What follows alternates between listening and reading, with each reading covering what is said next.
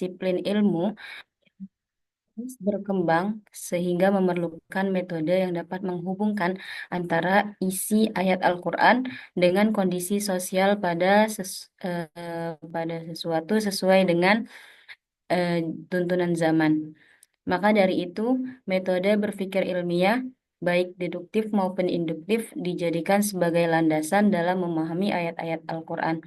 Jadi tujuan dari penelitian ini ialah mengeksplorasi bagaimana penerapan metode berpikir ilmiah dalam penelitian tafsir yang didasarkan pada logika deduktif dan induktif, serta mengidentifikasi kesenjangan pengetahuan dengan melihat perbedaan antara pemahaman ayat Al-Quran dan realitas empiris, sehingga dapat menghasilkan rumusan masalah yang akan menjadi jawaban dalam penelitian tafsir tersebut. Dengan pemahaman ini, maka diharapkan penelitian ini dapat menambah wawasan yang lebih luas agar penelitian tafsir dapat lebih sistematis serta memberikan kontribusi yang baik dalam memahami ayat-ayat Al-Quran. Kemudian kita lanjut eh, pengertian berpikir ilmiah akan disampaikan oleh saudara Iif Nur Afifah. Padanya dipersilahkan. Coba. Oke, pada bagian pertama, eh, saya akan sedikit memaparkan tentang berpikir ilmiah, di mana berpikir ilmiah ini merupakan pola penalaran yang didasarkan atau berlandaskan pada cara-cara tertentu secara teratur. Nah, ada pendapat lain yang berpendapat bahwa berpikir ilmiah adalah metode metode berpikir yang berdasarkan pada penalaran atau logika secara induktif ataupun deduktif. Nah, yang pertama itu penalaran induktif. Penalaran deduktif. Penalaran deduktif ini merupakan salah satu pendekatan cara berpikir yang logis yang berasal dari pernyataan yang bersifat umum dan lalu diambil kesimpulan menjadi pernyataan yang bersifat khusus. Nah, penalaran deduktif ini lebih menekankan untuk dapat mentransfer informasi atau pengetahuan mengenai ilmu-ilmu dengan menjelaskan penerapannya dalam kehidupan yang nyata atau kehidupan realitas yang telah ditemui oleh para ahli. Adapun langkah-langkah untuk menyusun pernyataan ini atau penalaran deduktif ini, yang pertama menyusun prinsip atau konsep utama. Ya, kita harus menentukan judul atau tema yang akan kita ambil. Misalnya saya ambil contoh, kita ingin mengambil tema dengan judul konsep hubungan sosial ya. Nah, yang kedua itu menyiapkan konsep atau pembahasan. Nah, dalam contoh ini misalnya ya dalam Al-Qur'an yang membahas tentang hubungan sosial itu salah satunya ada dalam Quran surat Al-Isra ayat 7 yang bunyi artinya adalah jika berbuat baik berarti kamu telah berbuat baik untuk dirimu sendiri. Jika kamu berbuat jahat atau kerugian dari kejahatan itu akan kembali pada dirimu sendiri. Nah, selanjutnya ayat lain yang membahas tentang tema ini juga ada dalam Quran surat Al-Hujurat ayat 10 sampai 12 yang artinya dalam ayat 10 itu sesungguhnya orang-orang mukmin itu bersaudara. Karena itu damaikanlah antara kedua saudaramu yang berselisih. Nah, inti dari ayat ini adalah seorang muslim atau mukmin itu harus akur ya, tidak boleh ada yang berselisih. Terjemah di ayat 11 yaitu wahai orang-orang yang beriman, janganlah suatu kaum mengolok-olok kaum yang lain, karena boleh jadi mereka yang diperolok-olok lebih baik dari mereka yang mengolok-olok. Dan jangan pula perempuan-perempuan mengolok-olokkan perempuan lain, karena boleh jadi perempuan yang diperolok-olok itu lebih baik dari perempuan yang mengolok-olok. Janganlah kamu saling mencela satu sama lain, dan janganlah saling memanggil dengan gelar-gelar yang buruk. Seburuk-buruknya panggilan adalah panggilan yang buruk atau fasik setelah beriman. Dari ayat ini intinya antara satu orang dengan orang lain itu tidak boleh untuk mengolok-ngolok atau menggunakan panggilan-panggilan yang tidak disukai atau tidak baik.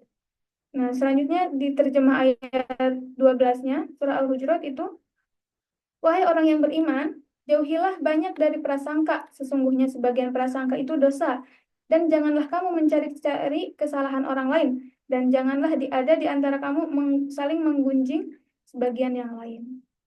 Maka itu untuk poin yang kedua yaitu menyiapkan konsep atau pembahasannya dengan menyantumkan beberapa ayat yang sesuai dengan tema yang kita ambil. Langkah yang ketiga yaitu menyediakan contoh-contoh relevan. Nah, dari ayat-ayat di atas bisa diambil poin-poin tentang hubungan sosial antara orang yang beriman seperti orang baik yang akan mendapatkan kebaikan dari perbuatan yang dia lakukan, sedangkan orang yang berbuat buruk akan merasakan kerugiannya. Kemudian berdamailah antara sesama orang yang beriman dan jangan saling mengolok-olok satu sama lain. Nah, selanjutnya yang terakhir memberikan bukti empiris. Nah, dari poin-poin di atas bisa disebutkan sebagai suatu atau konsep mengenai hubungan sosial antara orang beriman dan kita bisa lihat di lapangan apakah betul orang yang berbuat baik itu akan mendapatkan balasan yang baik juga atau dia orang yang melakukan kejahatan mendapatkan kerugian atau kejahatan yang telah dia perbuat lagi. Selanjutnya, penalaran induktif. Penalaran induktif ini kebalikan dari deduktif. Ya, kalau tadi deduktif itu dari pernyataan umum menjadi khusus, sedangkan induktif ini sebaliknya, yaitu penarikan kesimpulan yang bersifat umum, maaf, deduktif adalah dari umum ke khusus, sedangkan induktif adalah dari khusus ke umum. Contoh secara umumnya, misalnya ada kalimat atau pernyataan, anak-anak yang sering menggunakan gadget akan lebih sering duduk diam dan tidak mau diajak beraktivitas lain. Nah, maka penalaran induktif dari kalimat ini adalah main gadget berlebihan membuat anak malas gitu ya. Jadi pernyataannya itu bersifat khusus. Nah, adapun dalam kajian tafsir adalah penelitian itu berlangsung dari individu ataupun kelompok di tengah masyarakat sosial yang kemudian dicarikan argumennya secara demokratis dari ayat-ayat Al-Quran. Tuh, maka itulah yang bisa disebut sebagai penalaran induktif dalam kajian tafsir. Nah, penalaran induktif ini dalam ilmu tafsir dapat dilihat dalam beberapa aspek seperti ahli tafsir yang menganalisis kata-kata yang berulang dalam Al-Quran untuk menyimpulkan tema besar dari teks tersebut. Nah, selain itu mereka dapat mempelajari penyebab ayat tersebut turun untuk mendapatkan pemahaman yang lebih mendalam tentang maknanya. Yang selanjutnya, sebab kedua adalah permasalahan dalam penelitian tafsir. Nah, dalam penelitian tafsir sudah pasti harus ada permasalahan yang akan diteliti. Nah, masalah penelitian ini dapat disebut juga sebagai pernyataan yang mengkritisi suatu variabel atau hubungan antara variabel dengan fenomena tertentu.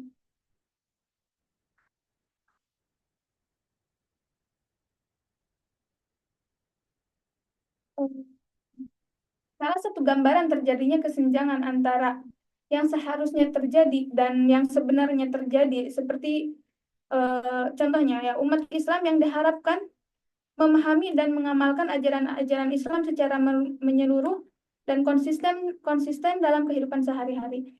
Akan tetapi kenyataannya banyak umat Islam yang mungkin memahami ajaran Al-Quran dengan cara yang berbeda-beda atau tidak menerapkan secara keseluruhan. Nah, itu bisa jadi yang disebut permasalahan dalam penelitian ilmu tafsir. Seperti itu. Untuk pembahasan selanjutnya akan disampaikan oleh Ustazah Nur Melati. Bismillahirrahmanirrahim. Afwan Ustazah, slide-nya.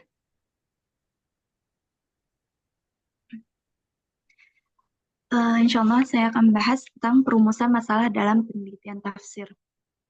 Tahapan perumusan masalah yang pertama itu identifikasi masalah, yakni proses awal dalam penelitian yang bertujuan untuk mengidentifikasi masalah yang ada dalam suatu bidang atau topik tertentu.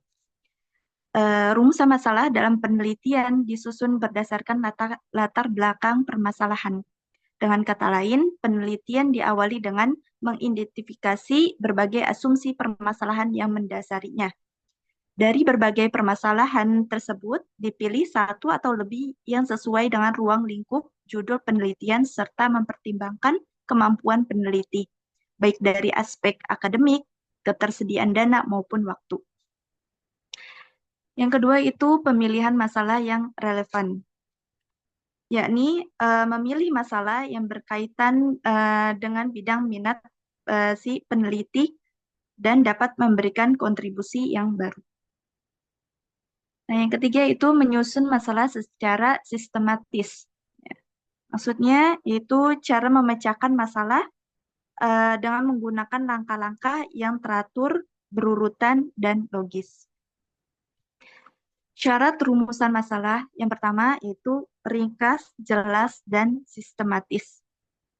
Yang kedua itu layak untuk diteliti, yakni suatu masalah atau topik peneliti memenuhi kriteria untuk dibahas dan diteliti. Perumusan masalah dalam penelitian merupakan suatu keharusan yang tidak dapat diabaikan, karena penelitian pada dasarnya bertujuan untuk menemukan solusi atas suatu permasalahan. Oleh karena itu, rumusan masalah harus disusun dengan jelas dan tegas. Jika rumusan masalah tidak terdefinisi dengan baik, maka peneliti akan sulit untuk mencapai tujuan yang diharapkan. Bahkan tidak jarang peneliti mengalami hambatan dalam pelaksanaan atau berakhir dengan kegagalan. Hal ini terjadi karena rumusan masalah berfungsi sebagai pedoman yang menjadi peneliti tetap berada dalam ruang lingkup yang telah ditetapkan. Semakin jelas dan terarah perumusannya, semakin sistematis pula jalan penelitiannya. Sehingga peneliti tidak mengalami kebingungan atau keraguan dalam proses penelitian. Selanjutnya,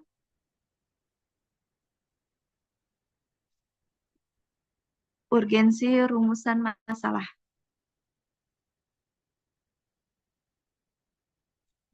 Urgensi perumusan masalah yakni itu masalah pentingnya masalah yang dirumuskan untuk diselesaikan.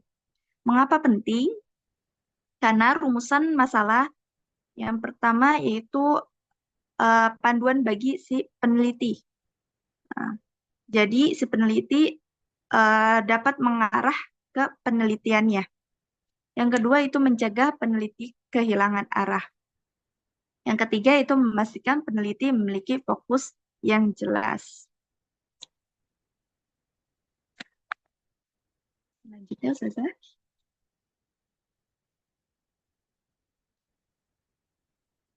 Kesimpulan, metode berpikir ilmiah ada deduktif dan induktif. Meningkatkan kualitas penelitian tafsir. Yang kedua, masalah dalam penelitian tafsir sering disebabkan oleh ketidaksesuaian teks dan realita. Yang ketiga, perumusan masalah yang baik membantu peneliti lebih sistematis dan terarah.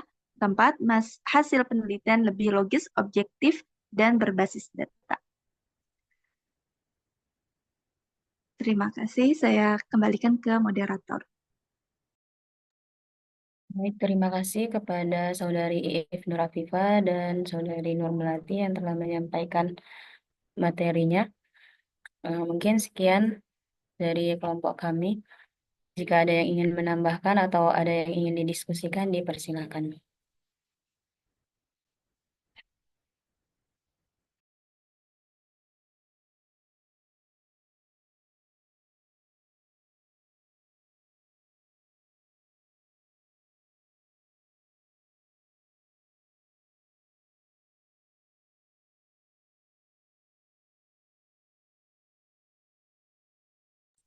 Ya, mau bertanya apa makalah?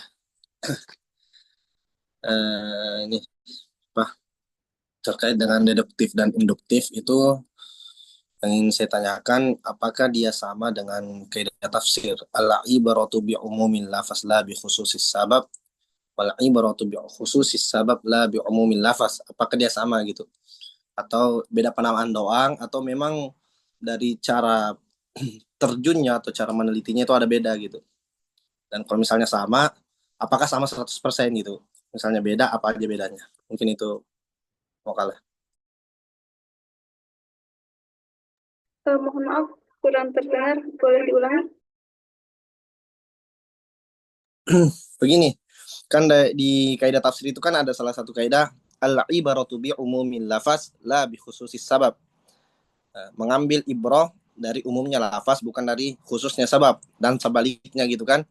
Jadi yang ingin saya tanyakan, apakah itu sama dengan penelitian deduktif dan induktif? Kalau sama, apakah 100% sama? Kalau beda, di mana letak bedanya gitu?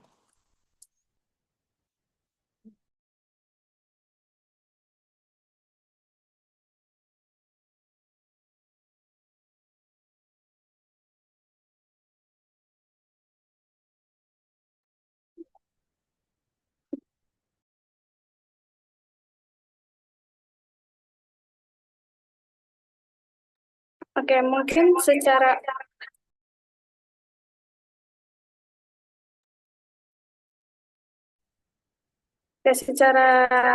bahasa mungkin sama ya antara ibroh li umum lil khusus atau sebaliknya dengan metode penelitian deduktif ataupun induktif. Berarti beda nama doang ya berarti ya? Kasih makalah.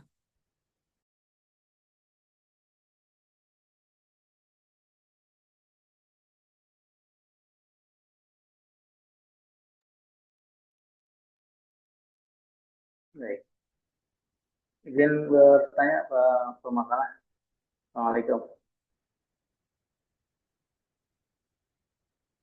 Assalamualaikum. Waalaikumsalam. Suara saya jelas atau gimana? Agak kecil, Sat. Ya.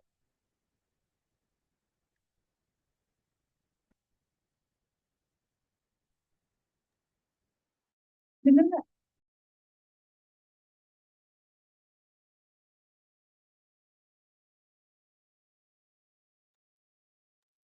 Ya, silakan.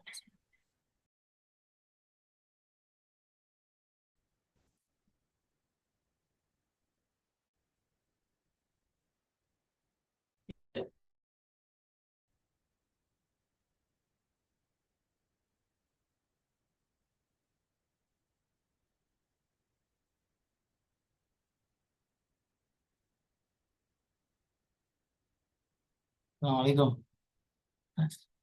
Waalaikumsalam Ustaz.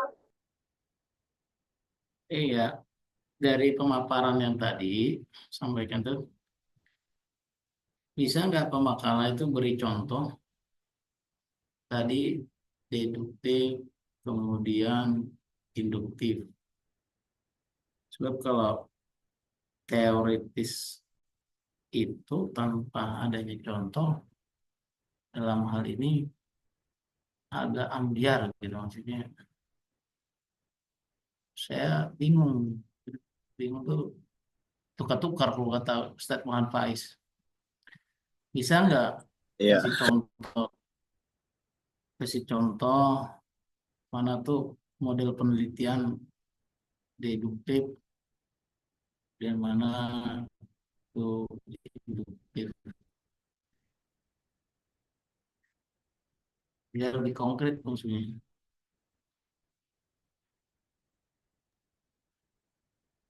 Ya, baik. Silakan Ustaz Dr. Afifah untuk menjawab. Oke, untuk contoh yang deduktif ya mungkin tadi sempat disampaikan, kalau misalnya kita mau mengambil tema misalnya hubungan sosial ya, kita mengambil beberapa ayat dulu, lalu dicocokkan dengan keadaan di masyarakat. Nah, sedangkan kalau misalnya yang induktif, itu induktif eh,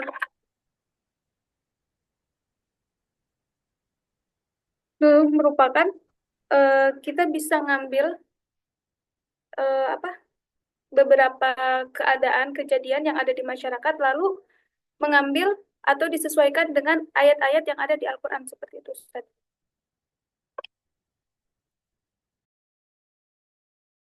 Berarti pemakalah ini berarti ya. Kalau dari penjelasan pemakalah tentang induktif, itu berarti berbeda dengan konsep al-ibratu bi khususis sabab la bi umumil lafaz gitu. Soalnya kan tadi pemakalah bilang itu sama kan? Tapi kan kalau misalnya bi khususis sabab itu dari sabab nuzul. Nah, jadi maksudnya sebelum ayat itu turun gitu. Sedangkan pemakalah bilang induktif tadi dari contoh kasus yang terjadi di masyarakat. Jadi langsung masyarakat baru kembali ke ini ke ayat gitu. Sedangkan bi khususis sabab la bi umumil lafaz itu kan asbabun nuzul dulu sebelum turun ayat baru turun ayat gitu. Atau bagaimanakah penjelasannya gitu.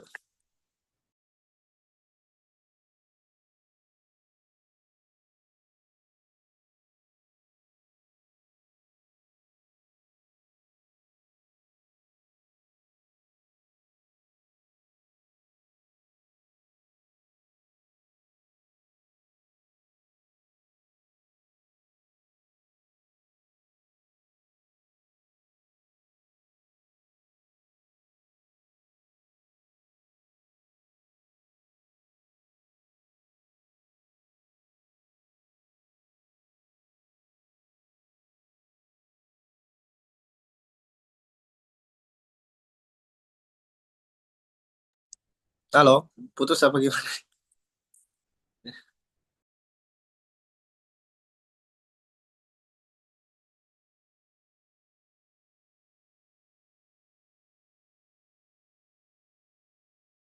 Ya. Benar nggak soal?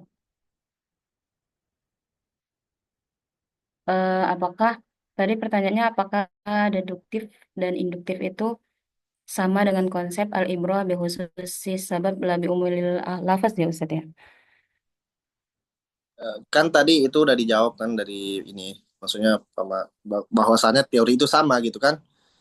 Nah, dengan deduktif dan induktif. Tapi dari penjelasan induktif tadi menurut saya gitu ada bedanya gitu kan. Karena Ya. penjelasannya kan dari kasus baru kembali ke ayat. Sedangkan bi khususis sebab itu kan ayat dulu, kasus asbabun nuzul gitu. Belum ada ayat karena adanya asbabun nuzul sebabnya baru turun ayat gitu. Maksudnya Ya, saya rasa ada perbedaan di situ. Apa gimana penjelasannya gitu?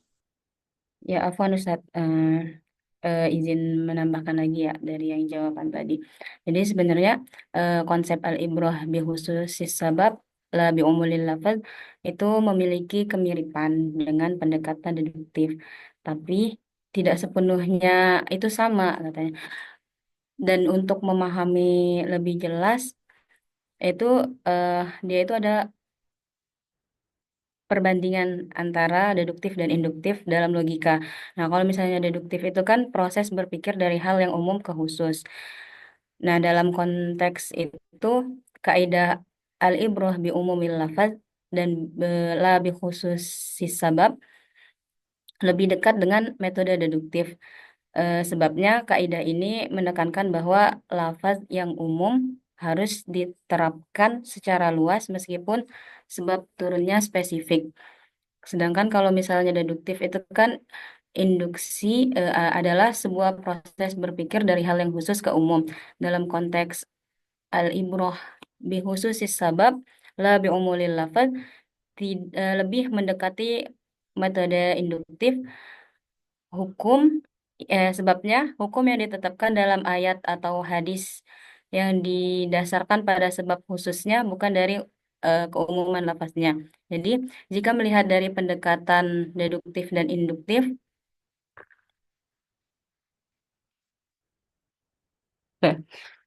eh, dia lebih dekat ke induktif karena lebih fokus pada kasus khusus daripada penerapan yang luas.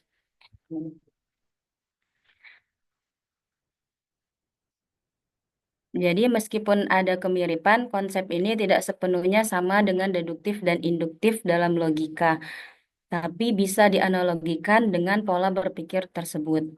Gitu. Mungkin dari teman-teman yang lain bisa lebih menjelaskan.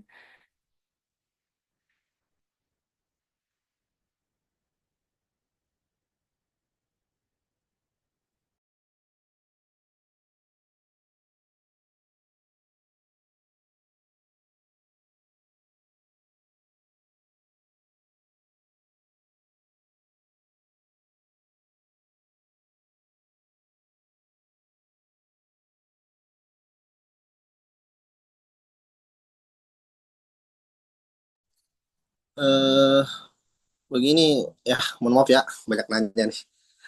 Begini Pak Makalah, kan kalau misalnya al ibaratu bi khususis sabab la bi umumil lafaz, itu kan dari sabab nuzul itu ya dikhususkan gitu kan. Maksudnya ayat itu eh, nggak bisa dengan kasus-kasus yang lain. Cuman dari bikhususis sabab, dari sabab nuzul itu doang gitu.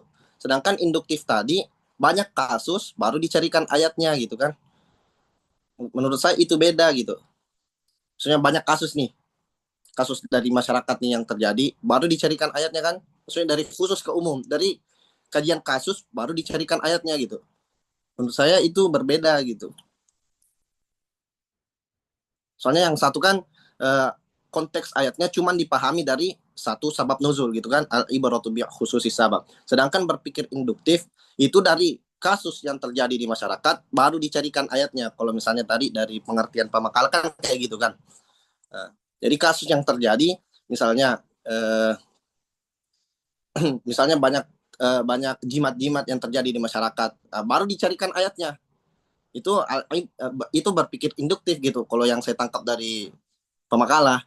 Sedangkan al ibaratu bi khususi sabab kan memahami ayat itu cuman dari satu sabab nuzul itu gitu. Kan dari umumnya lafaz. Menurut saya bedanya jelas gitu.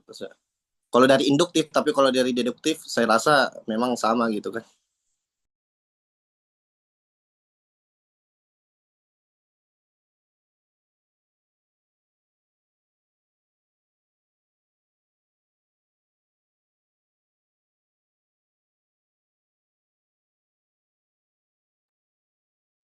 Ya, baik Ustaz. Terima kasih atas tanggapannya.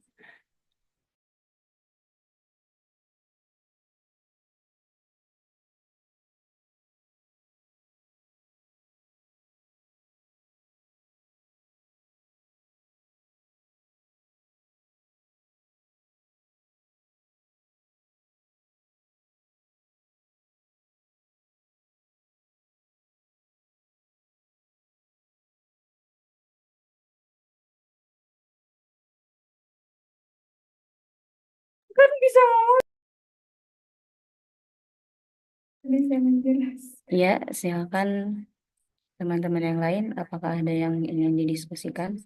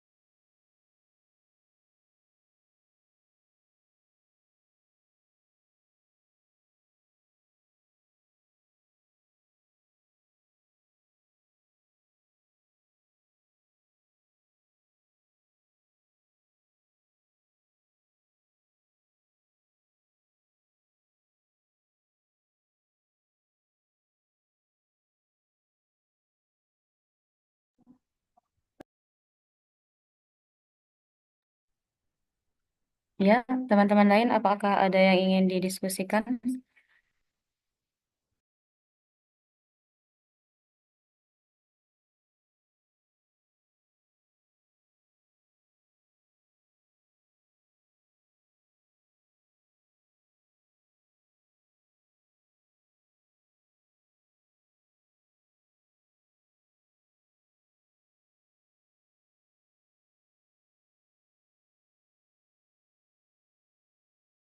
Oh,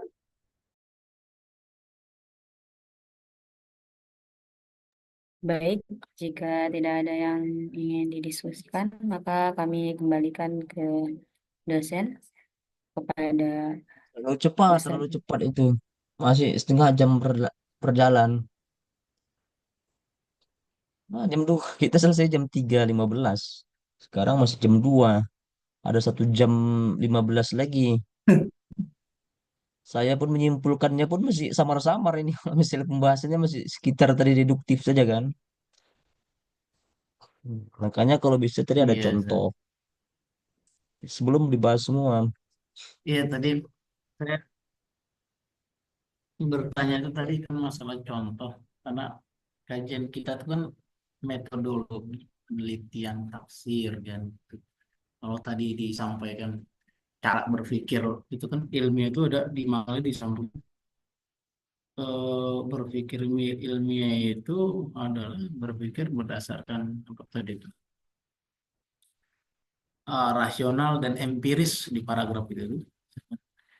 Kemudian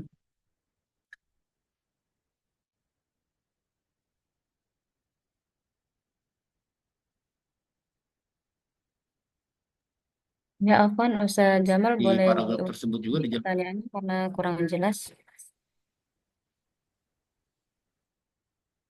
iya maksud saya halo, tidak jelas ya.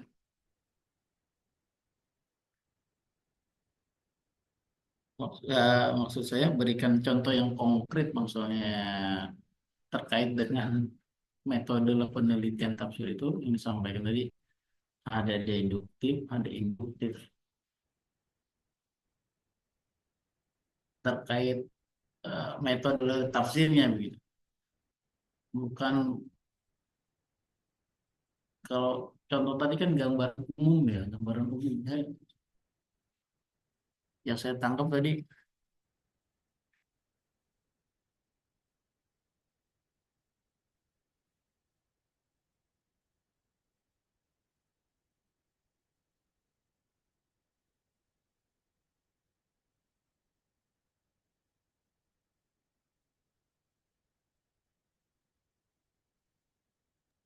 Baik,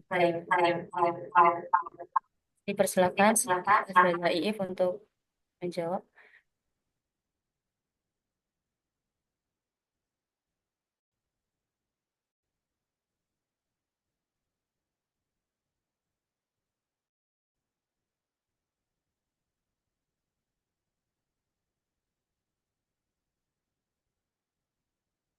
Hmm. tadi sedikit sudah saya sampaikan ketika saya menjelaskan atau menyampaikan langkah-langkah ini ya penalaran deduktif. Kan di penalaran itu langkah-langkah yang pertama itu menyusun prinsip atau kita mengambil tema. Kita misalnya mengambil tema yang tadi ya, yang tentang sosial. Terus yang langkah yang kedua itu menyiapkan konsep atau pembahasannya. Kita menyediakan ayat atau mengumpulkan ayat-ayat yang membahas tentang tema tersebut. Misalnya di tentang hubungan sosial kan ada di Quran Surat Al-Isra yang menyampaikan bahwa jika kita berbuat baik maka akan mendapatkan kebaikan juga, dan kita jika berbuat buruk akan mendapatkan kerugian dari perbuatan tersebut. Terus pembahasan itu juga ada di dalam Quran Surat Al-Hujurat ayat 10 sampai 12 yang menyampaikan bahwa kita itu saling saudara dan di antara kita tidak boleh saling berselisih. Terus jangan juga saling mengolok-olok kaum yang lain. Jangan juga memanggil dengan perbuatan yang buruk. Dan selanjutnya di ayat ke-12-nya itu bahwa disampaikan bahwa jauhilah banyak dari prasangka. Sesungguhnya prasangka itu merupakan sebagian dari dosa. Nah, di langkah yang selanjutnya kan kita harus menyediakan contoh-contoh relevan. Nah, dari sekian banyaknya ayat yang membahas tentang itu, apakah itu sesuai dengan yang ada di lapangan atau tidak? Seperti itu. Untuk contoh-contoh induktif, Saya belum bisa menyampaikan secara detail cara pengambilannya. Mungkin teman-teman yang lain ada yang bisa atau mau menambahkan. Itu induktif. Tadi deduktif.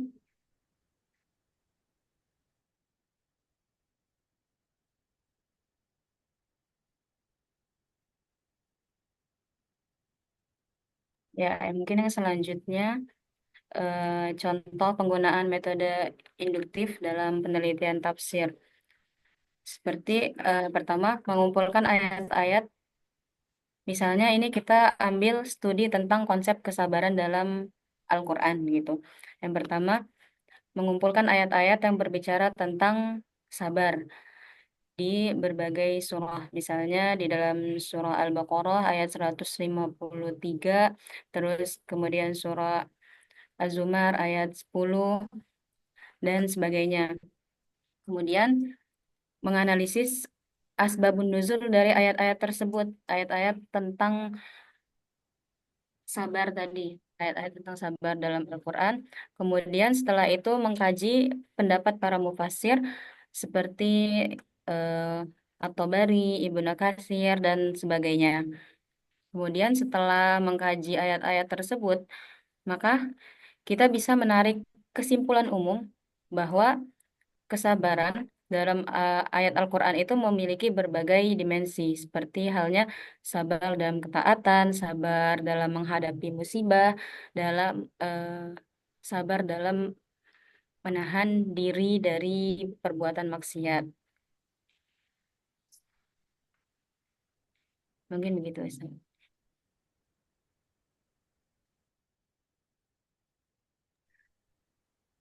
Mungkin teman-teman yang lain ada yang mau menambahkan, dipersilahkan.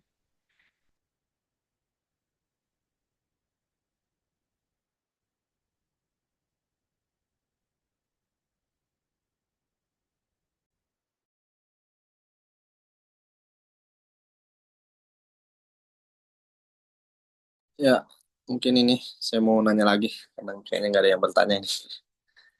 Ya, yang pembahasan selanjutnya yaitu perumusan masalah kan. Nah, di situ kan tadi Pak Makala menuliskan maksudnya yang perlu diketahui dari perumusan masalah itu kan antara lain identifikasi, pemilihan masalah yang relevan dan menyusun masalah secara sistematis. Dan yang ingin saya tanyakan, kan biasanya kalau memang di penelitian skripsi atau tesis itu kan identifikasi masalah itu memang ada gitu. Maksudnya memang peneliti itu menulis subbab tentang identifikasi masalah. Nah, maka yang ingin saya tanyakan di jurnal gitu kan. Di jurnal kan ya maksudnya sejauh bacaan saya tentang jurnal itu nggak belum pernah ada saya dapat identifikasi masalah gitu. Paling dia bilang latar belakang gitu kan, metode penelitian, ataukah ada kajian pustaka. Di situ nggak ada identifikasi masalah di subbabnya gitu sendiri tersendiri. Apakah berarti penelitian jurnal ini belum lengkap gitu? Soalnya kan kata pemakaian tadi perumusan masalah itu harus ada identifikasi masalah atau bagaimana gitu kan? Ya, terima kasih kepada Ustadz Faiz atas pertanyaannya. Dipersilakan kepada Ustazah Nur Melati untuk menjawab.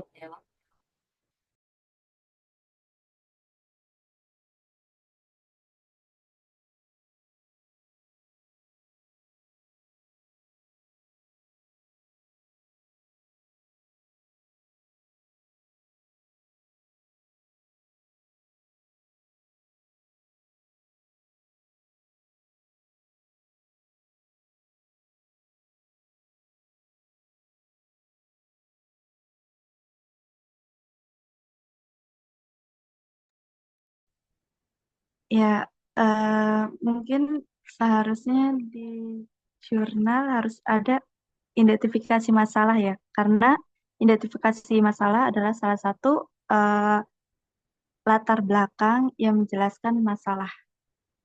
Bah. Tapi kan ini pemakalan maksudnya bukti langsungnya gitu kan.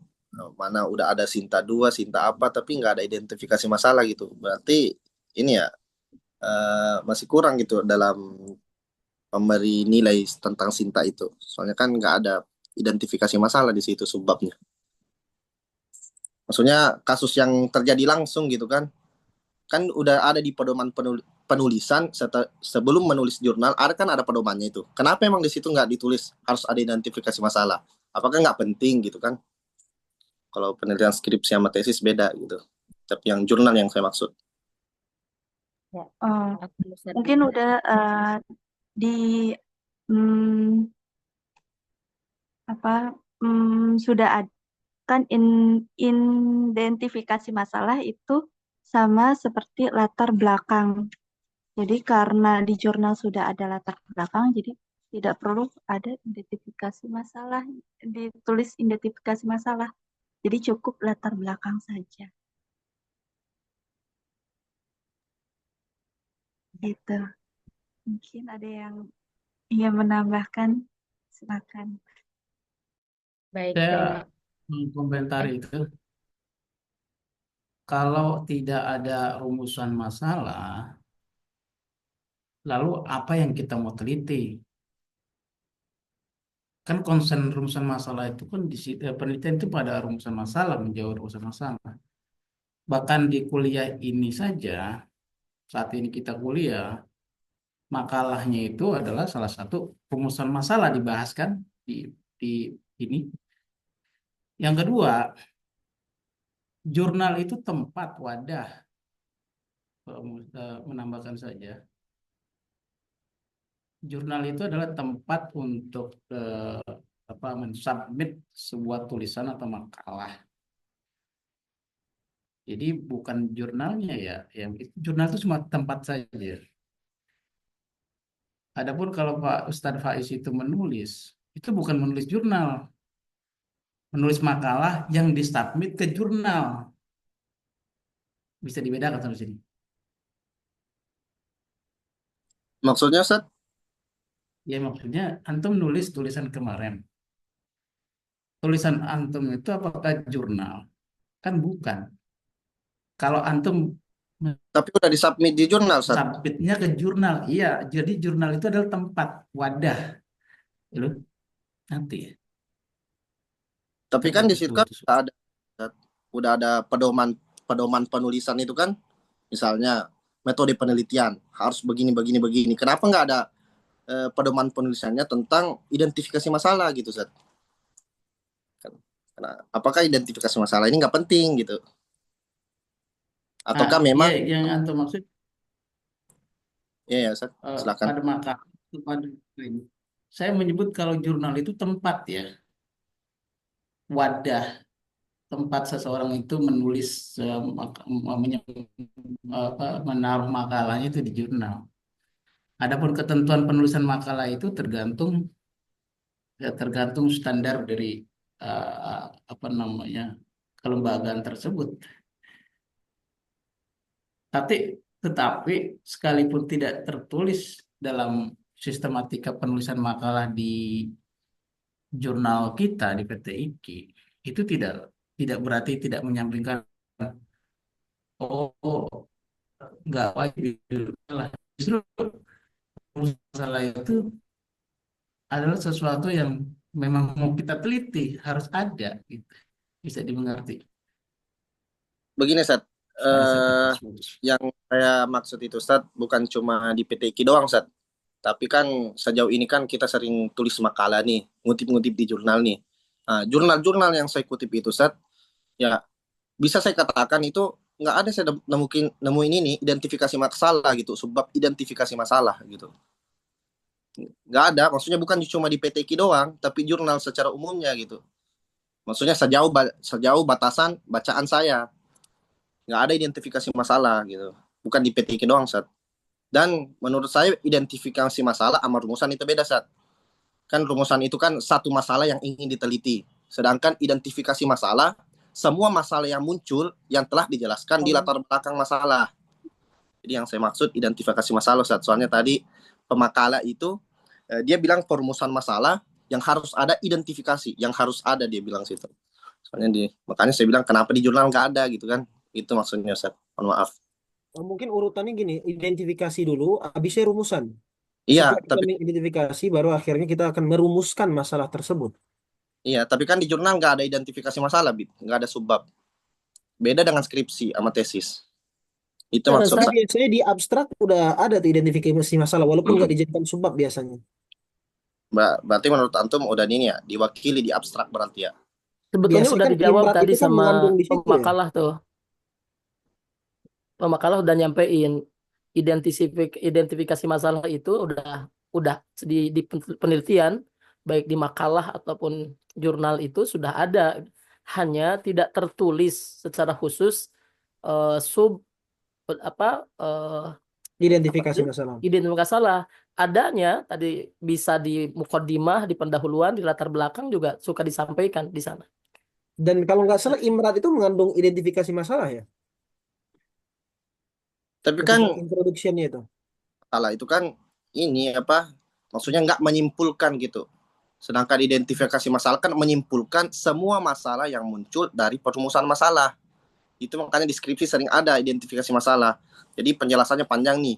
Nah, baru tuh ada beberapa masalah, 5 atau 10 yang muncul dari penjelasannya tentang latar belakang masalah gitu. Jadi kalau misalnya kata peneliti bilang latar belakang masalah itu udah mencakup identifikasi masalah, memang benar gitu. Cuman kan di identifikasi masalah kan sudah disimpulkan gitu. Masalah apa sih aja yang muncul? Kenapa gitu nggak ada di jurnal? Apakah karena apa itu nggak terlalu penting disimpulkan masalahnya di jurnal, makanya nggak ada subbabnya tersendiri, yang itu yang saya tanyakan gitu. Kalau kalau yang ini jawaban masalah itu tadi kan sebenarnya memang sudah ada, cuma kan identifikasi masalah itu menyimpulkan masalah apa aja yang muncul dari latar belakang masalah. Kenapa nggak ada subbabnya ketika menulis jurnal? Begitu yang saya maksud ini. Jadi permasalahan antum cuma masalah di subbab atau tidak, itu Iya, saja. kenapa nggak ada subbab tersendirinya gitu? Apakah karena nggak penting? Sedangkan tadi pemakala menyebutkan bahwa di perumusan masalah itu harus ada identifikasi masalah. Dan Seakan antum tidak mempermasalahkan mau identifikasi masalah itu mau di imrat atau iya, di apa di abstrak, yang penting kenapa nggak jadi subbab itu aja kan. ya kenapa nggak jadi subbab tersendiri? Kenapa nggak sama kayak skripsi gitu kan? Bukan bilang Kayaknya saya harus harus tanya ke aturan yang penulisan jurnal nih. Kenapa ditiadain itu? dibahas ini maksudnya. Kenapa nggak ada? Ya, Afwan Ustadz ya, izin berpendapat. Jadi kan kalau di dalam jurnal ilmiah itu, sebagaimana yang tadi dijelaskan kan sama Ustazah Nur Melati, bahwasanya setiap penelitian itu kan pasti ada identifikasi masalah. Dan tadi juga dijelaskan oleh Ustadz Jamal, tidak ada yang tidak kalau misalnya tidak ada identifikasi masalah, maka tidak ada yang dibahas dalam penelitian tersebut. Jadi, nah, kalau misalnya di jurnal, identifikasi masalah itu tidak selalu dicantumkan dalam subbab judul, satu subbab judul, tapi dia digabungkan di bagian pendahuluan atau di latar belakang. Kenapa? Karena kan ada beberapa sebab. Yang pertama yakni jurnal itu lebih ringkas dan lebih efisien dibanding dengan skripsi ataupun tesis gitu. Maka jurnal ilmiah itu memiliki batas jumlah halaman dan kata sehingga penulisan itu harus langsung fokus aja ke inti penelitian tanpa menjelaskan terlalu banyak latar belakang. Terus identifikasi masalah biasanya sudah tersirat dalam pendahuluan tanpa harus diberi subjudul khusus seperti dalam skripsi ataupun tesis gitu. Nah, terus jurnal itu lebih berorientasi pada solusi dan kontribusi ilmiah. Jadi tujuan utama dari jurnal itu adalah menyajikan temuan penelitian, bukan sekedar mengidentifikasi masalah aja. Makanya dia untuk identifikasi masalah itu disampaikan secara ringkas. Sedangkan yang lebih dijabarkan itu adalah hasil dari penelitian tersebut. Nah, oleh karena itu, jurnal itu lebih fokus pada hipotesis, metodologi, dan hasil penelitian dibanding dengan membanyak-banyakan identifikasi masalah tersebut. Jadi intinya identifikasi masalah dalam jurnal itu tetap ada dan selalu ada, tapi tidak selalu dibuat sebagai bagian tersendiri. Dan biasanya identifikasi masalah itu tersirat dalam pendahuluan dengan menunjukkan kesenjangan penelitian dan urgensi penelitian, sehingga jurnal lebih efisien dan langsung ke inti dari penelitian. Mungkin cukup. Berarti Eh, pas berarti bahan yang antum presentasiin tadi terkait dengan perumusan masalah itu cocoknya cuma untuk tesis aja berarti ya, skripsi, tesis, disertasi aja berarti ya. Yang karena antum nyebutin soalnya itu maksudnya harus ada identifikasi masalah, pemilihan masalah yang relevan, menyusun masalah yang secara sistematis. Berarti itu cuma cocok untuk skripsi aja gitu. Karena di jurnal kan nggak perlu gitu kan, karena dibatasi oleh kata. Kayak gitu berarti ya.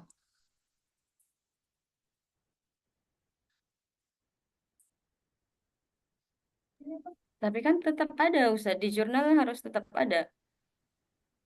Iya tahu tetap ada, tapi kan antum tadi nyambutin tersendiri gitu, harus ada identifikasi. Berarti yang antum sebutin itu cuma cocok untuk skripsi doang berarti ya, nggak cocok di jurnal. Maksudnya yang ada subbab tersendiri. Soalnya antum tadi kan jelasin itu di apa PPT antum kan terkait dengan perumusan masalah. Berarti itu relevannya untuk cuman untuk skripsi doang berarti ya, Enggak. yang antum. Kalau misalnya itu cuma khusus untuk skripsi doang, terus kan ini kan tadi udah kita jelasin kalau misalnya di jurnal itu disampaikan secara ringkas, tapi kan bukan berarti dia tidak mengikuti langkah-langkah tersebut. Ya, saya paham maksudnya. Makasih ya.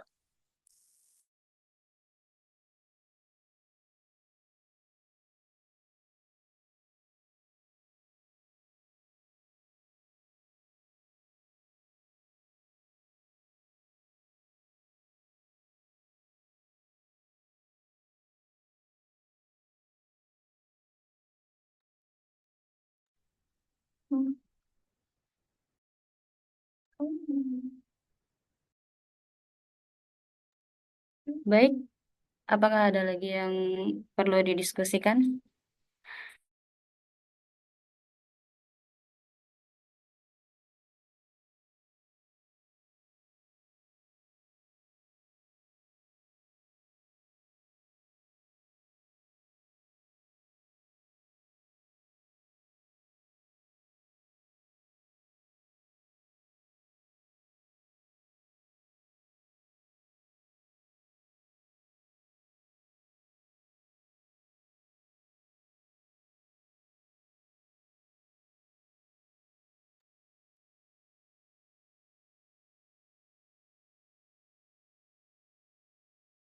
Yang lima.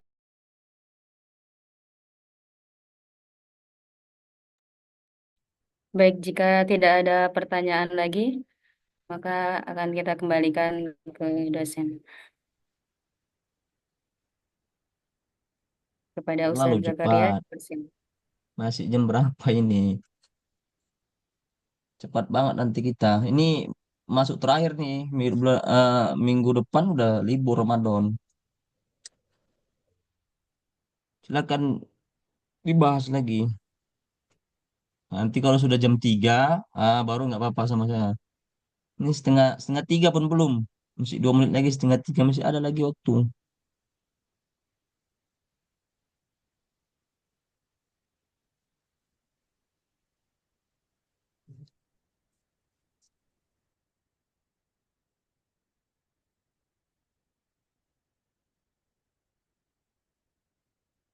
Nanti saya akan membahas jurnal lah ya. Nanti teman-teman supaya tesis-tesisnya nanti bisa. Saya udah share juga kan di grup itu kan. Bagaimana cara mau submit jurnal itu, ikutin saja itu seminar seperti itu.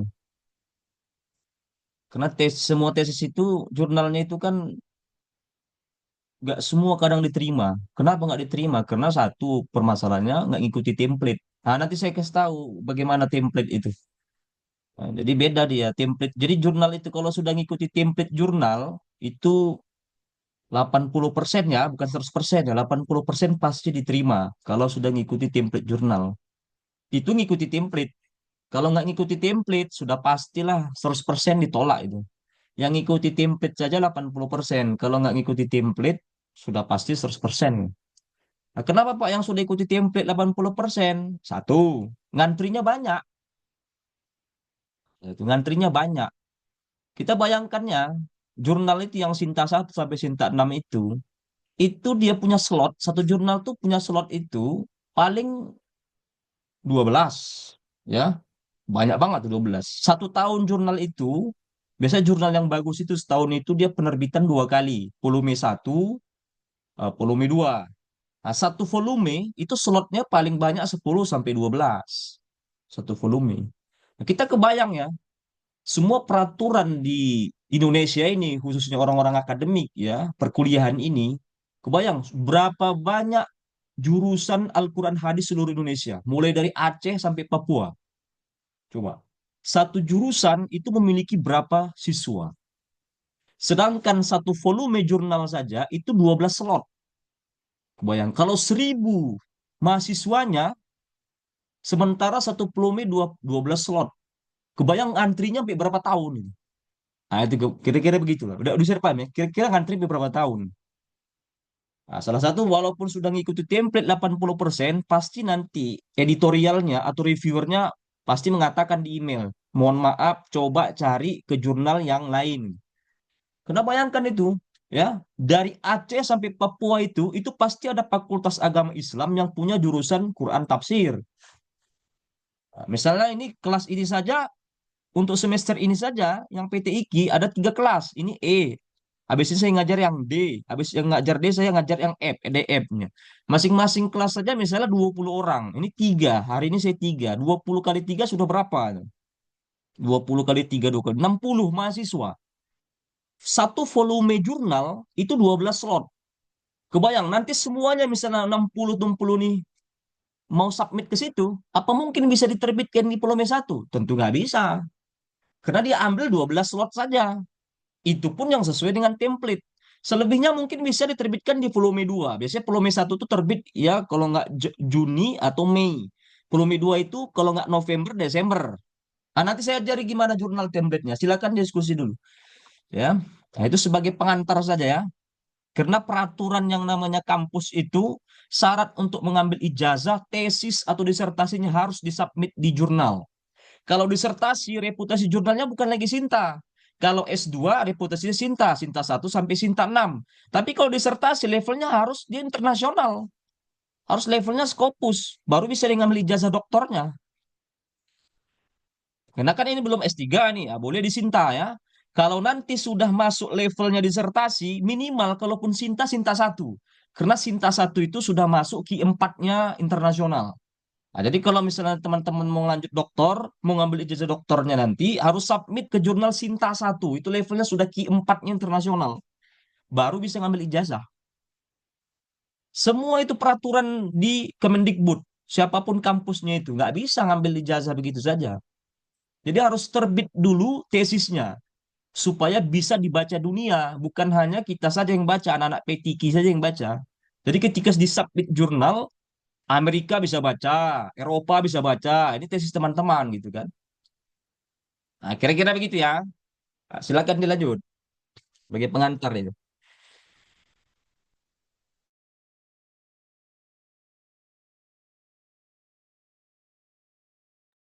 Baik, dipersilakan kepada teman-teman yang ingin bertanya lagi.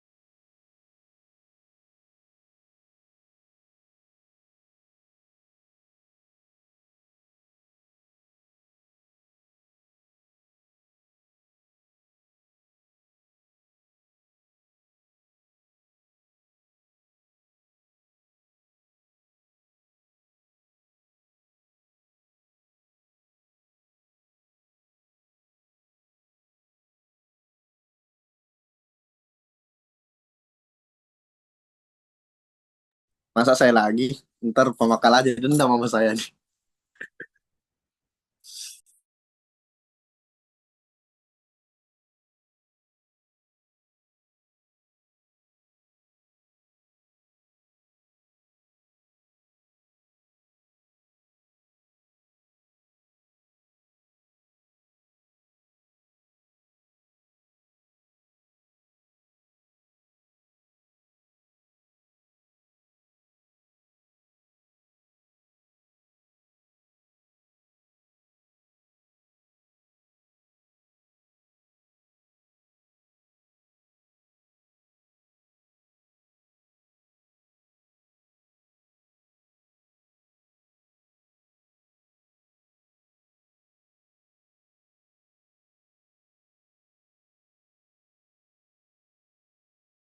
Izin bertanya pemakalah, boleh Ya, tidak? silakan Ustadz Zulfi untuk menyampaikan pertanyaan. Iya, terkait ini Ustazah, rumusan masalah itu kan ada hal yang masih saya bingungkan ya terkait rumusan masalah. Pertama, apakah rumusan masalah itu memang harus berdasarkan data gitu? Kayak contoh misalkan ada fenomena kesehatan mental misalkan, maka harus dicari data-datanya beberapa anak yang gangguan mental dan lain-lain, baru nanti dicari solusinya dalam Al-Quran. Apakah memang harus seperti itu? Atau yang kedua, boleh nggak sih kayak rumusan masalah tuh karena contoh saya pengen bahas tentang implikasi kiroat terhadap penafsiran. Misalkan ada dua ulama kiroat yang membaca ayatnya berbeda, maka penafsirannya berbeda. Nah, saya lihat di situ kan kayaknya nggak ada masalahnya gitu. Masalahnya apa coba? Soalnya kalau ngelihat dari situ kan nggak ada fenomena masyarakatnya, terus nggak ada data-data yang bisa diambil gitu. Karena emang pengen cari aja, pengen tahu bedanya penafsiran mereka apa gitu. Apakah memang harus begitu? Mungkin itu Ustazah. Baik, terima kasih kepada Ustadz Zulfi atas pertanyaannya terkait rumusan masalah. Dipersilakan pada Ustazah Nur Melati untuk menjawab.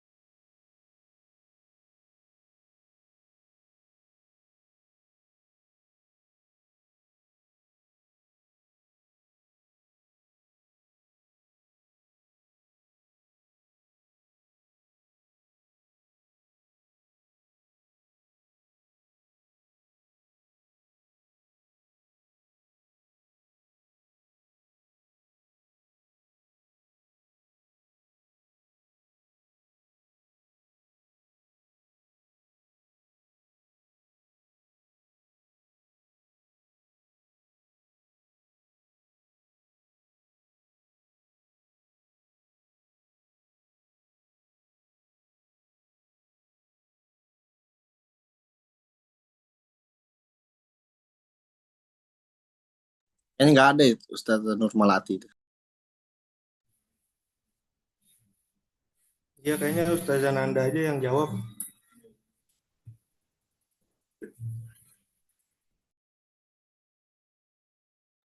Ya, baik Ustadz. Afwan izin menjawab ya. Jadi pertanyaan tadi apakah rumusan masalah itu harus berdasarkan data? Jadi ini kalau dari saya ya Ustadz. Jadi rumusan masalah itu tidak selalu harus berdasarkan data. Jadi rumusan masalah dalam penelitian ilmiah itu bisa berbasis data, tapi juga bisa berbasis kajian literatur atau konsep teoritis. Jadi hal ini tergantung pada jenis penelitian yang akan dilakukan. Nah, kalau misalnya penelitian itu bersifat empiris, kualitatif ataupun kuantitatif, maka rumusan masalah itu biasanya berdasarkan data yang diperoleh dari observasi, wawancara, eksperimen, ataupun survei. Nah, yang kedua, kalau misalnya penelitian itu bersifat normatif atau kajian pustakaan, maka rumusan masalah itu tidak harus berbasis dari data lapangan, tapi bisa berupa eksplorasi konsep atau teori atau perbedaan pandangan gitu. Jadi kesimpulannya, bolehkah rumusan masalah hanya berdasarkan itu tadi ya, keingintahuan dari pribadi kita tentang perbedaan antara kiroat satu dan kedua, maka jawabannya adalah ya boleh. Karena dalam penelitian kepustakaan atau studi komparatif, rumusan masalah bisa berangkat dari keingintahuan tentang perbedaan pendapat tanpa memerlukan data empiris atau data lapangan. Begitu, Ustaz. Terima kasih Ustazah. Soalnya contohnya mungkin bisa dikasih contoh Ustazah ya. Yang jadi rumusan masalah dari perbedaan kiroat tadi terhadap apa implikasinya terhadap penafsiran itu seperti apa? Mungkin Ustazah bisa ngasih contoh. Karena kemarin-kemarin beberapa kali saya mencoba menulis jurnal gitu terkait hal-hal seperti itu, terkait apa namanya wakaf, ibtida, terus juga kiroat. Terus saya ajukan ke dosen S1 ya, tapi dosen S1 PTIQ, beliau selalu mengatakan gini, ini rumusan masalahnya nggak relevan sama permasalahan zaman sekarang gitu, nggak terjadi saat ini gitu, jadi kurang menarik katanya gitu. Mungkin bisa dikasih contoh gitu, rumusan masalahnya yang menarik dari implikasi kiroat itu apa gitu.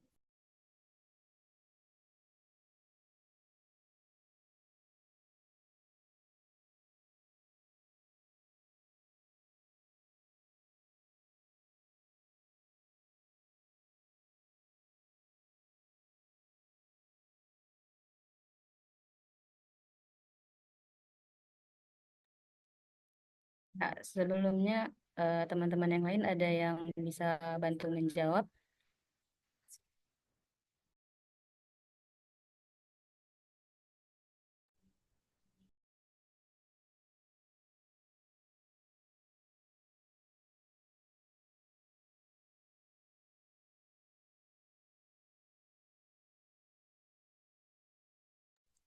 Ini mungkin saya bisa ini ya.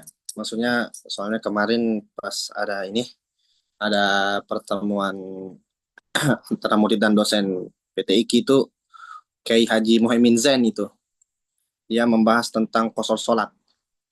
Nah, jadi kayak gini Ustaz. Mungkin menurut saya ini masalah gitu kan. Tentang wa idza darabatum fil ardi falaisa alaikum junahun an taqsuru minas shalah. Tapi ini lebih ke wakaf ibtida, bukan ke qiraatnya gitu.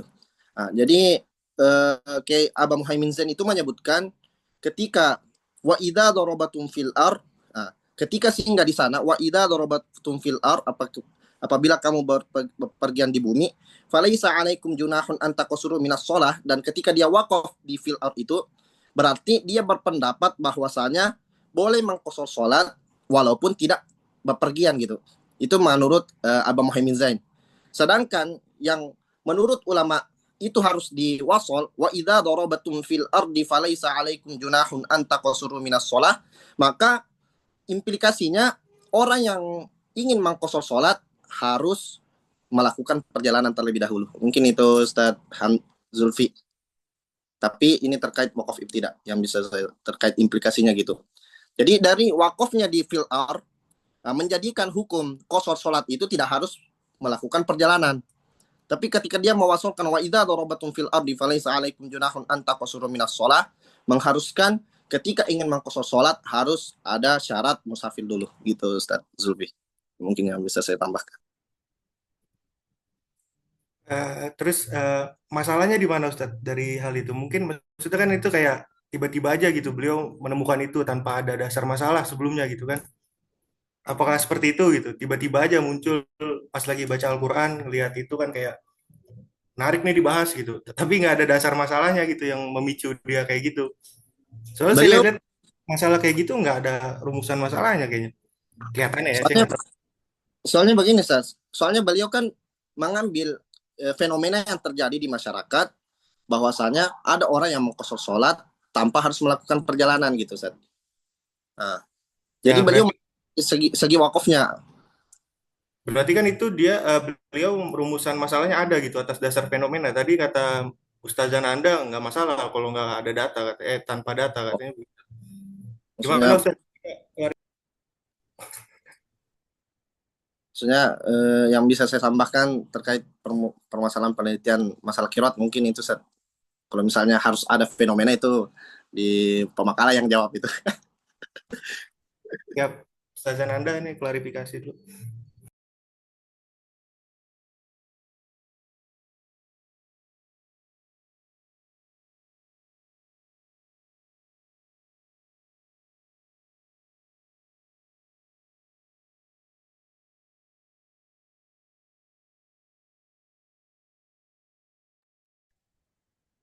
Ya, perumusan masalah tadi seperti yang Ana bilang di awal tadi ya Ustadz, bahwasanya perumusan masalah itu kan bisa berdasarkan data ataupun apa eksplorasi konsep atau teori dan perbedaan pandangan. Tadi Ustadznya minta contoh misalnya perbedaan pendapat ulama dalam ilmu qiraat. Seperti yang sudah kita pelajari waktu itu tentang perbedaan ulama dalam membaca ta'awuz ya, isti'azah. Dalam membaca isti'azah ada yang dibaca sir atau ada yang dibaca jahar gitu. Jadi seperti misalnya bagaimana perbedaan bacaan isti'azah dalam qiraat sab'ah pada surah Al-Fatihah dan implikasinya dalam pemahaman makna ayat.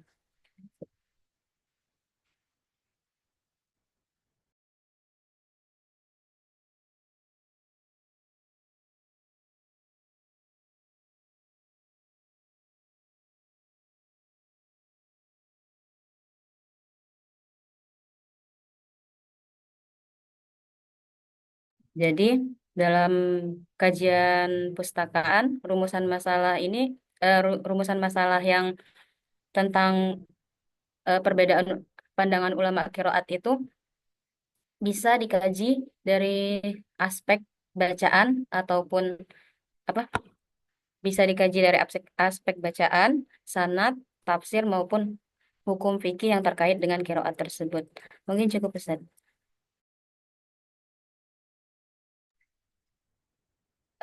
Teman-teman yang lain jika ada yang ingin menambahkan dipersilakan.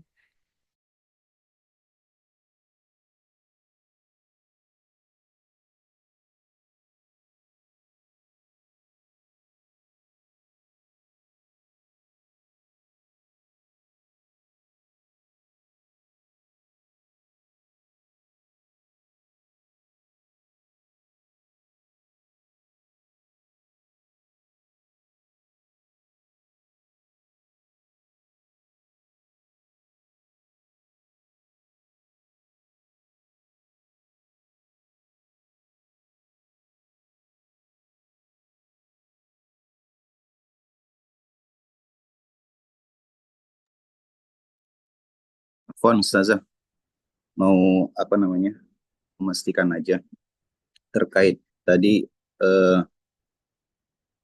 metode induktif dan deduktif ya. Ini mohon dikoreksi nanti ya terkait apa yang saya paparkan. Kalau tidak salah kemarin waktu semester awal kita pernah mendengar yang namanya metode induktif dan deduktif ya yang dipaparkan oleh Ustadz Khairul Azmi nanti. Ustadz Khairul Azmi ya yang ini apa namanya yang menyimpulkannya. Jadi yang saya temukan bahwasanya metode induktif atau deduktif itu kalau kita dalam kajian tafsir, khususnya dalam kajian tafsir ilmi, misal deduktif ya. Jadi untuk deduktif itu komponen-komponen ayatnya itu sudah ada. Jadi misal contoh misalnya mungkin ini contoh konkret yang diminta sama Ustaz Jalal tadi ya. Misal ayat tentang penciptaan langit dan bumi. Ya, itu kan ayatnya sudah ada. Misal ayat di dalam surah An-Naba tuh, apa yang mihada tuh? Waja'alna, apa? Waja'alna naumakum subata. Apa Ustaz? Waja'alna naumakum subata apa gitu. Yang kami jadikan bumi itu sebagai hamparan. Wajah. Ya itulah ya. Nah itu kan sebenarnya sudah ada ayatnya, komponen ayatnya. Tinggal bagaimana kita mengkaji hal itu. Nah ditemukanlah dalam tafsir ilmu itu metode apa yang membahas tentang bumi segala macam itu antropologi ya. atau misalnya membahas tentang bintang-bintang. Nah, itu memakai pendekatan astronomi segala macam. Nah, itu yang salah satu contoh misal penelitian metode deduktif. Nah, kemudian induktif itu fenomena-fenomena yang terjadi saat sekarang ini. Misal apa? Misal gender.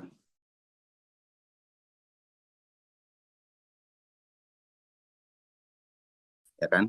Atau ini kan ayat-ayat membahas itu. Nah, pendekatannya kita cari ayat-ayat membahas tentang atau adalah sedikit ayat yang membahas tentang itu. Kemudian disatukan. Nah, itu kajian induktif. Jadi itu mungkin salah satu contoh konkret yang diminta sejam. Atau mungkin yang ingin saya tanyakan, apakah hanya di tafsir ilmi kajian seperti ini itu dilakukan? Apa di tafsir lain itu seperti apa, Ustaz? Apakah ada seperti kajian tersebut dipakai atau hanya tafsir ilmi? Karena kan memang tafsir ilmi banyak membahas tentang metodologi induktif dan deduktif. Ya, nanti Ustaz Khairul Azmi yang bisa membahas banyak ya, karena kan itu daripada jurnal beliau, bukan makalah beliau waktu kita semester awal. Ya, silakan Ustaz Khairul Azmi mengembangkan apa yang saya paparkan tadi. Tapi kayaknya beliau lagi sibuk ya. Tapi nggak apa-apa lah.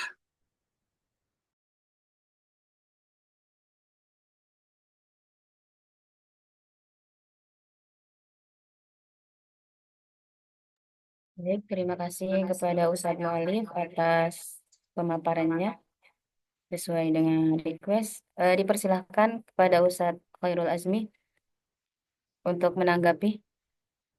Ya.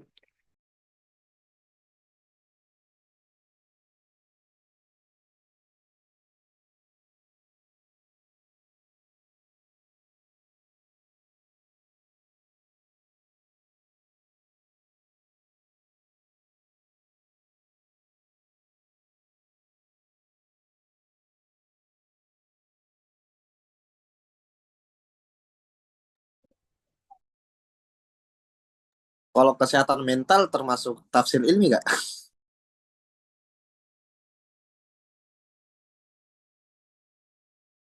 Ustaz Mualif. Ya, Ustaz. Coba tadi. Kesehatan mental termasuk tafsir ilmi nggak? Apa tuh? Misalnya ini harapan, angan-angan, kegilaan, penyakit jiwa, itu kan menurut saya bisa pakai deduktif induktif gitu. Tapi nggak tahu ya kalau itu masuk tafsir ilmi juga gitu kan. Mungkin, Ustaz, mungkin. Soalnya tadi antum bilang tafsir ilmi itu kan berkenaan dengan alam gitu kan. Nah, Nggak, itu misalnya salah satu contohnya aja, Ustaz. Maksudnya kan oh, komponen ayatnya itu udah ada dalam Quran nih. Ya, misal tadi saya beri contoh tentang apa ya, bumi itu datar segala macam. Nah, barulah kemudian sekarang kita pakai pendekatan misal antropologi ya. Kalau misalnya kesedihan, al-hazan ya, misal kesedihan kita bisa pakai kajiannya misal psikologis segala macam gitu, tentang mental health yang antum maksud ya. Nah, seperti berarti itu aja saja. tafsir ilmi semua itu ya. Nah, itu yang saya tanyakan, itu di tafsir ilmi atau ada di tafsir yang lain pembahasan tentang pemakaian ini tadi, induktif dan deduktif tadi. Iya, maksudnya yang saya tanyakan yang kesehatan mental itu masuk ranahnya tafsir ilmi atau Iya, beda? sejauh ini itu yang saya tahu, Ustaz.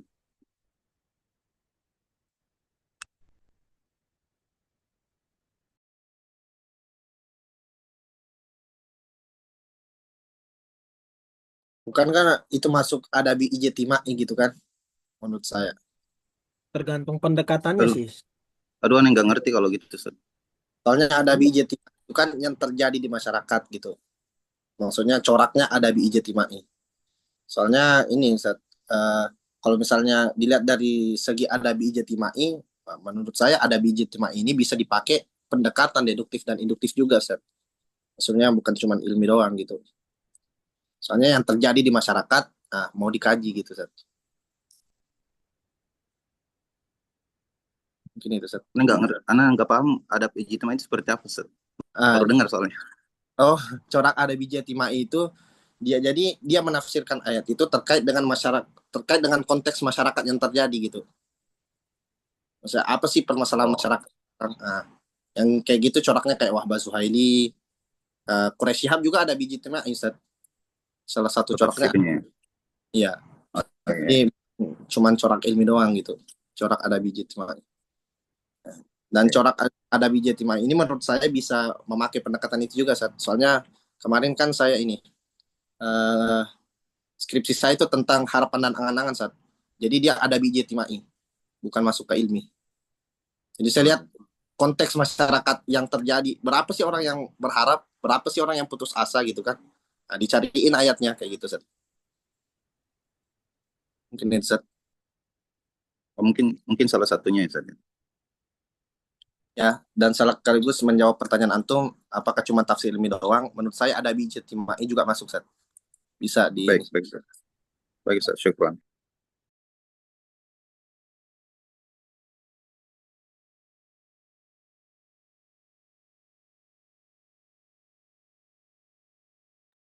Gimana? Cukup? Cukup, Ustaz. Gimana Pak Makalah? Cukup? Apa diteruskan? Ya, mungkin cukup jika tidak ada lagi yang perlu didiskusikan. Kita kembalikan ke dosen, kepada Ustadz Zakaria, dipersilakan. Oke, terima kasih ya. Saya sekarang masuk ya, menyimpulkan eh, tema kita hari ini ya. eh, Mengapa harus ada metode berpikir ilmiah? Tadi di pertama-pertama diskusi dijelaskan tadi ada deduktif, induktif, kemudian ditimpali dengan bahasa Arab. Kenapa ketika kita mau meneliti suatu penelitian, kenapa harus ada deduktif, induktif?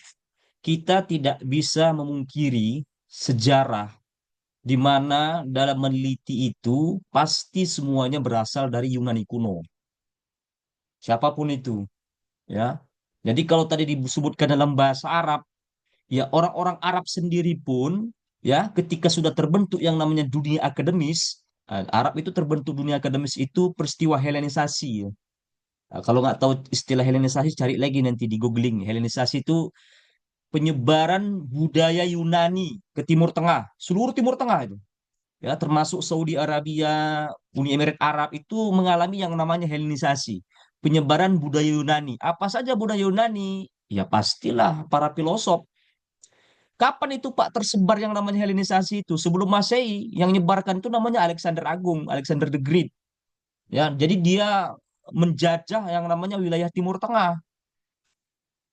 Sampai akhirnya nanti Islam dalam abad kejayaan, para pemikir-pemikir Islam, para peneliti-peneliti Islam ini tertarik dengan yang namanya budaya Yunani. Sehingga mereka melakukan terjemahan besar-besaran. Itu pada Daulah Abbasiyah ya. Filsafat-filsafat semua diterjemahkan ke dalam bahasa Arab. Maka tadi muncul istilah bahasa Arab tadi itu. Nah, coba tadi munculkan bahasa Arabnya tadi itu. Tapi yang di bahasa Arab al-ibaratu tadi itu Mas. Hah?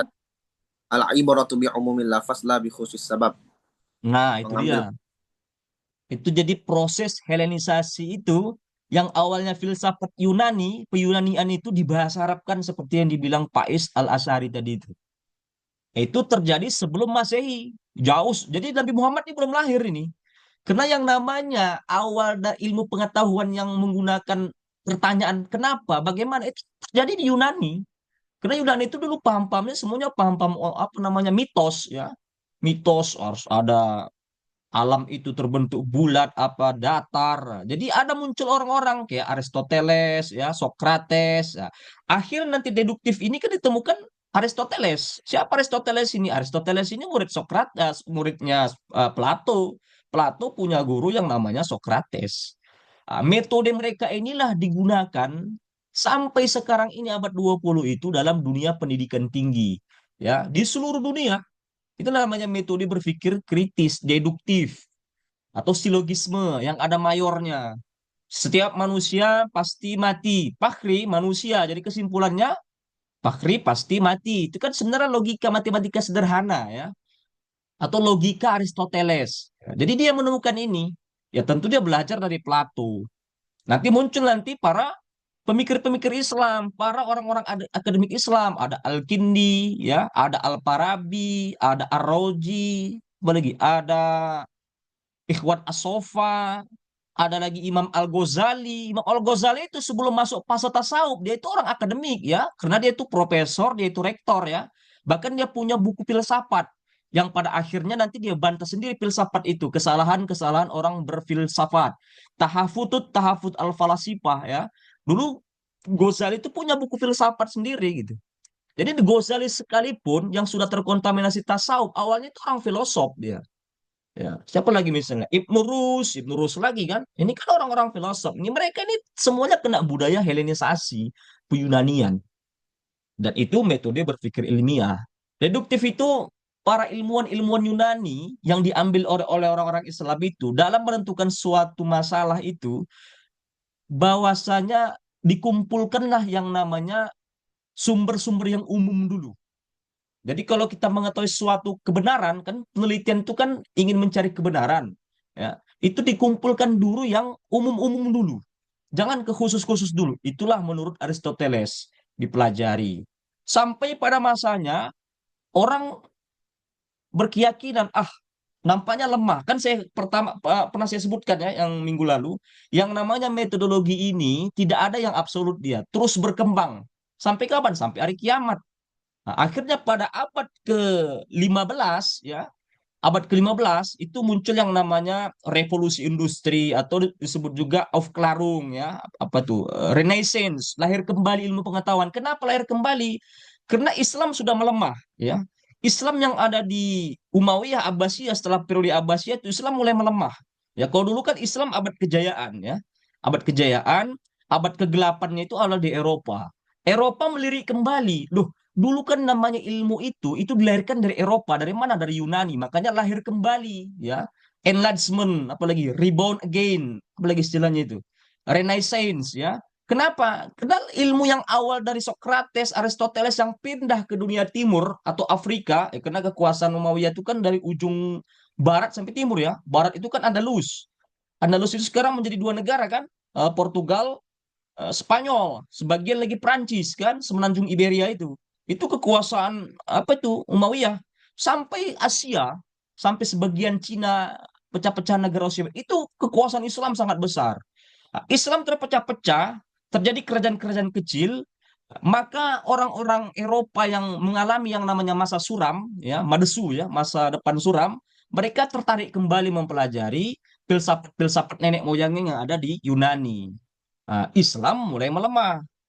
Nah, kan gitu ceritanya sejarahnya. Makanya muncullah tadi Francis Bacon ya, Bacon itu yang apa namanya menyangkal metode deduktif. Ya, kalau dulu mengatakan untuk mengetahui metode berpikir ilmiah itu dikumpulkan dulu premis-premis yang umum dulu. Kalau dalam Al-Quran misalnya apa? Bahas ayat Al-Quran tentang takwa. Ini kan umum. Takwa. Jadi kalau nanti mau teman-teman meneliti misal tentang takwa ini kan umum. Nah, kemudian bagaimana supaya khususnya diturunkanlah item-item tentang takwa itu.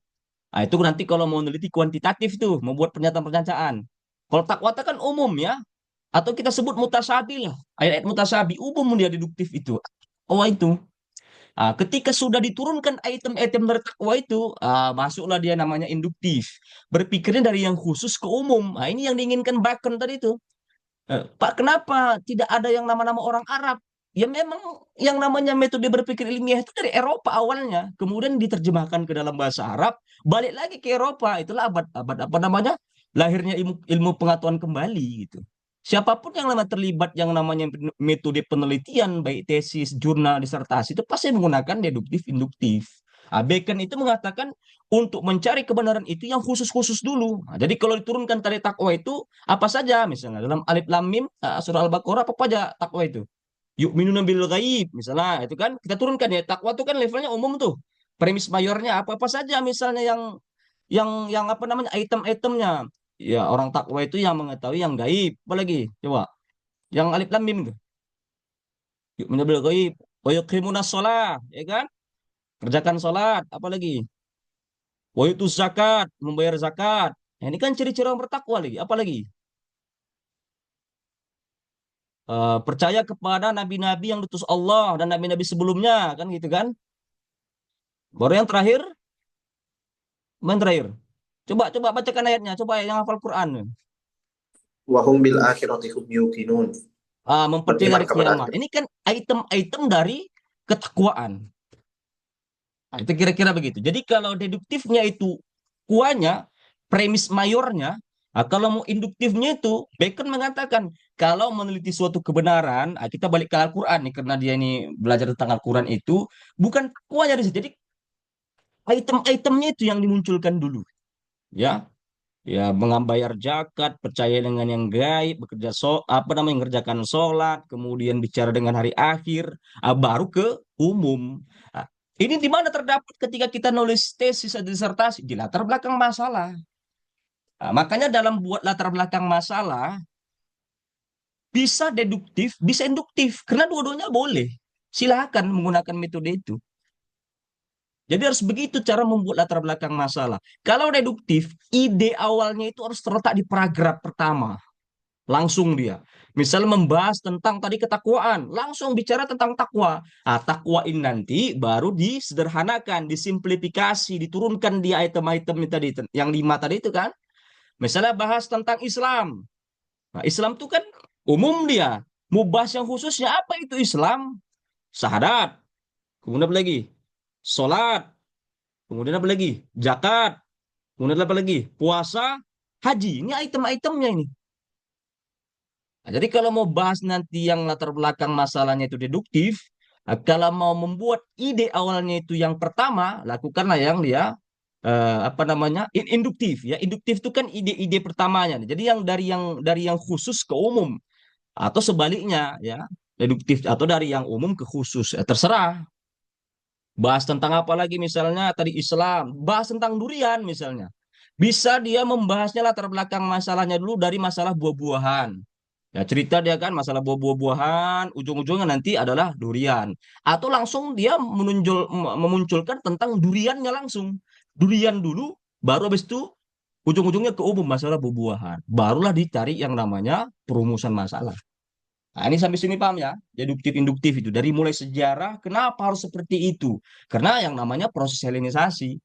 Ya, kita kan batal menulis tesis. Jadi tesis yang benar atau disertasi yang benar dalam latar belakang masalahnya, dalam penulisan itu harus menggunakan deduktif dan induktif. Harus ada premis mayornya, harus ada premis minornya, harus kelihatan idenya. Idenya harus apa? Kalau saya kasih contoh beginilah ya, sederhananya ya. Ini ya, contoh gini. Ini, tuh nih ya, misal, yang sederhana aja. Nih, ada ya. Ini misalnya. Paragraf deduktif tentang Indonesia misalnya. Indonesia adalah negara kepulauan terbesar yang ada di dunia. Nah, ini ide awalnya. Baru disederhanakan lagi, simplifikasi. Terdapat lebih 17.000. Nah, gagasan utamanya apa idenya? Indonesia adalah negara kepulauan terbesar yang ada di dunia. Beginilah nanti membuat latar belakang masalah. Jangan yang ngambang nggak jelas kemana-mana. Harus ada ide utamanya. Ide utama ini nanti disesuaikan dengan apa yang mau kita bahas.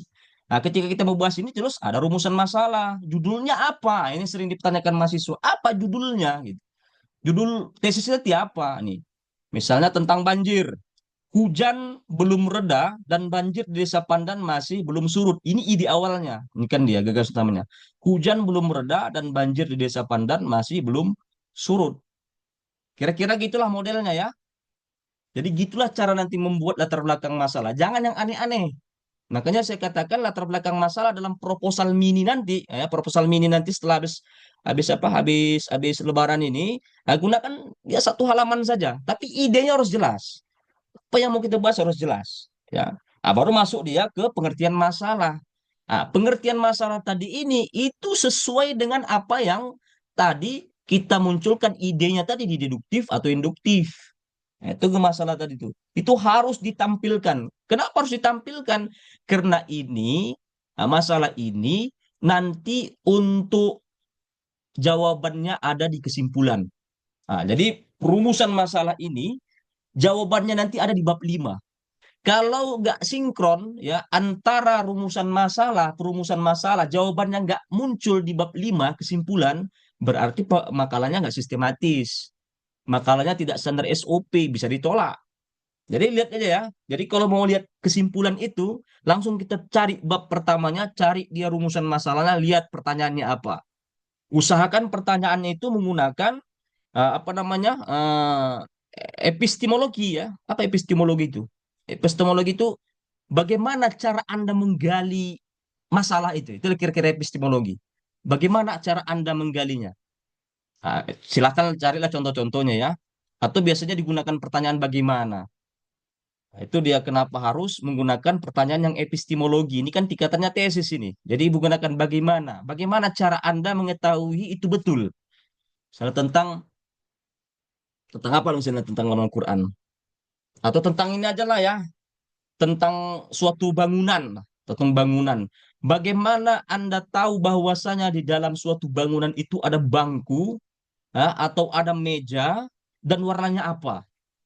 Nah, kira-kira begitu dia.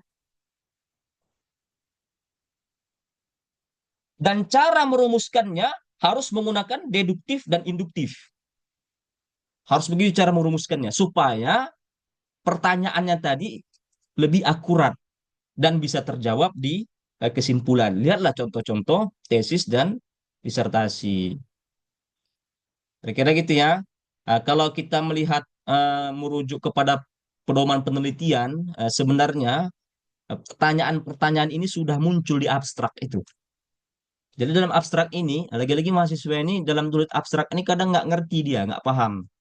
Di abstrak ini cuma ada 3 poin sebenarnya. 3 poin ini sudah bisa menjawab 150 halaman tesis kita itu. Poin pertama apa? Baca buku pedoman tesis. Di mana-mana penelitian pasti ini. Jurnal 4 ya. Ada 4 poin kalau jurnal. Nah, kalau tesis disertasi itu 3 poin. Biasanya begini. Memang beda-beda kampus, beda teknis, tapi pada umumnya semuanya pasti menjawab 3 poin abstraknya. Apa yang Anda temukan? Kalau sudah meneliti nanti, apa yang Anda temukan? Anda meneliti tentang takwaan. Bagaimana takwa itu? Apa yang Anda temukan? Nah, kira-kira itu. Jadi apa yang Anda temukan sudah terjawab di dalam abstrak itu. Nah, kalau sebelum selesai bab 5, kira-kira asumsi Anda, a priorinya, aksiomanya, atau postulatnya. Istilahnya begitulah ya. Nah, jadi kita punya kelebihan dikasih Tuhan, kita bisa yang namanya memprediksi, mempersepsi. Ya, kalau kita menulis itu kan kita harus melakukan namanya preliminary study. Apa preliminary study itu? Studi pendahulu. Nah, kayak saya misalnya neliti dulu tentang disertasi saya itu tentang apa namanya tarekat Khalwat dan tarekat Naqsabandiyah Khalidiyah Jalaliyah gitu. Nah, sebelum saya masuk terlalu dalam kepada ajaran Khalwat di tarekat Naqsabandiyah ini, saya melakukan yang namanya preliminary study. Apa itu preliminary study? Itu studi pendahulu. Jadi kita turun dulu ke lapangannya. Karena saya dulu sukanya memang studi lapangan, ya. Dibandingkan saya lebih liberal research, saya lebih suka field research ya, lapangan. Nah, jadi kita sudah sudah berpartisipasi ke dalam lapangannya, ke dalam tarekat Naqsabandiyah itu. Kita ikut jadi ya partisipannya ya. Sebagaimana misalnya mereka nggak makan daging, ya kita nggak ikut makan daging kan. Mereka itu zikir-zikir dalam apa namanya, dalam suatu makom, apa nama makom itu sananya ya makam namanya tempat tidurnya begitu gitu. Pakai apa namanya? Pakai kelambu, kita ikut begitu gitu. Itu disertasi saya kan tentang tarekat Khalwat, ajaran Khalwat di tarekat Naqsabandiyah. Eh, Dampaknya kepada peningkatan eh, keimanan mereka atau ubudiyah mereka terhadap Tuhan ya. Jadi semakin mereka jadi kesimpulannya begini nanti, semakin mereka berkholwat, semakin dekat ya jiwa mereka ini kepada Tuhan. Kira-kira gitu loh kesimpulannya saya. Aja saya melakukan preliminary study dulu. Selama 10 hari, tinggal di situ, makan di situ, kita bayar berapa makan kita bayar berapa penginapan kita di situ. Itu namanya preliminary study. Jadi sudah terbentuk di otak kita nih, arahnya kemana gitu. Jadi sudah punya kita yang namanya asumsi dasar. Ini penelitian nih kemana. Jadi kita sudah punya 70% lah kira-kira pandangan bakal mengarah kemana penelitian kita ini. Caranya primary study. Nah, jadi dalam abstrak itu, nah, kalau kita belum tuntas yang namanya menyelesaikan penelitian, harus ada namanya asumsi. Asumsi ini dapat di mana? Kita primary study dulu. Studi pendahulu dulu. Nah, studi pendahulu dulu. Atau kalau yang mau liberal research, banyak dulu baca critical review. Saya gunakan juga critical review misalnya yang mau liberal research. Baca 10 tesis atau 10 disertasi yang dia judulnya itu sesuai dengan apa yang mau kita bahas ini. Bahas tentang misalnya tentang apa tadi ketakwaan. Cari disertasi atau tesis yang masalah ketakwaan. Baca 10 itu. Masalahnya di mana? Apa pendekatan yang dia gunakan? Relevansinya nanti sama kita apa? Nah, itu harus kita baca dulu. Pak, nggak masalah kalau sama. Ya kalau misalnya optiknya sama tentang ketakwaan nggak masalah. Tapi nanti harus beda dalam hal pendekatan. Ya, pendekatan walaupun pembahasan sama tentang takwa, tapi pendekatan berbeda, beda itu nanti hasilnya. Karena yang kita temukan ini kalau ilmu-ilmu kayak misalnya studi teks gini, studi sastra atau kita bilang studi Al-Quran, ya hampir semua udah ditemukan sebenarnya. Tapi kita harus bisa memiliki kata-kata baru. Nah, cara membuat kata-kata baru apa supaya nggak plagiat? Saya sudah share itu kan. Tadi ikuti seminarnya. Nah, nanti belajar tentang spinner ya. Jadi supaya plagiatnya nggak 100%, belajar tentang spinner. Nanti saya share nanti YouTube-nya. Belajar tentang spinner itu, apalagi belajar tentang preferensi tadi apa? Preferensi kan. Nah, sekarang kan sudah jago teknologi ini. Ya. Jadi supaya nanti plagiatnya itu nggak banyak dia. Kenapa penelitian yang mau kita bahas ini kan sebenarnya sudah ada dibahas-bahas orang, tapi gimana caranya supaya nggak 100% plagiat. Nah, spinner dan preferensi tadi itu, supaya kata-katanya berbeda dia ketika dicari di Turnitin. Nah, itu kira-kira ya pengantar saya apa namanya diskusi kita pada hari ini, pembahasan kita kali ini. Sampai sini ada yang ingin ditanyakan? Masalah tesis berpikir ilmiah ini, kenapa harus seperti itu? Nah, itu kira-kira udah selesai pembahasannya. Tidak ada? Nah, kalau tidak ada, silakan di closing statement pemakalah. Kalau mau dibahas jurnalnya nggak cukup lagi waktunya ya. Nah, nanti lain waktu lah. Habis Ramadan kita bahas jurnal supaya mudah-mudahan jurnalnya bisa diterima ya. Cukup lagi waktunya nah. Ya, silakan di closing statement pemakalah.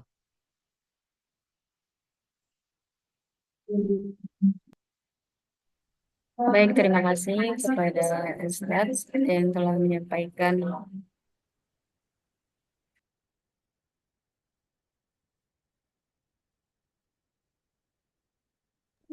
baik, terima kasih kepada Ustadz yang telah menambahkan penjelasan. Kemudian selanjutnya yakni closing statement. Dipersilakan kepada Ustazah Iif Nur Afifah.